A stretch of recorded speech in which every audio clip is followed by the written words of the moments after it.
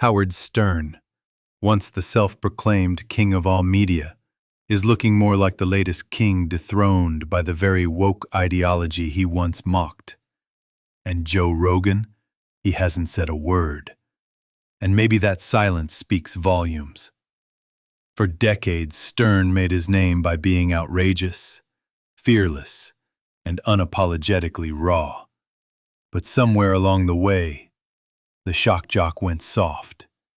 The man who once railed against censorship started parroting it. Stern embraced political correctness, masked up harder than Dr. Fauci, and wagged his finger at anyone who didn't fall in line.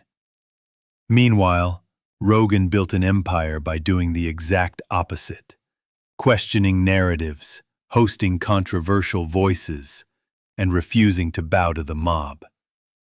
It's why Spotify paid him hundreds of millions, and it's why millions of Americans tune in daily. Stern, on the other hand, leaned into the very cancel culture crowd that has now turned its back on him.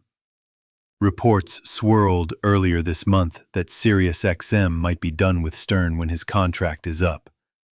And while no official cancellation has been confirmed, one thing is clear: Stern's cultural grip has slipped. He's no longer the rebel outsider. He's the establishment insider. And the establishment always eats its own. Rogan hasn't commented yet, but let's be honest, he doesn't have to. His very existence, uncancelled, unfiltered, unapologetic, is a rebuke to what Stern became. Stern criticized Rogan's COVID takes, but remember, he once defended Rogan from being cancelled altogether. Irony doesn't even begin to cover it. So here's the takeaway.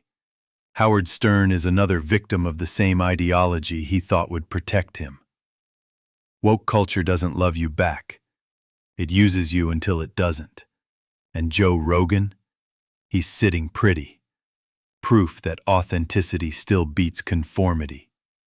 Bottom line, Stern's empire is fading, Rogan's is rising, and woke culture is once again leaving behind one of its own.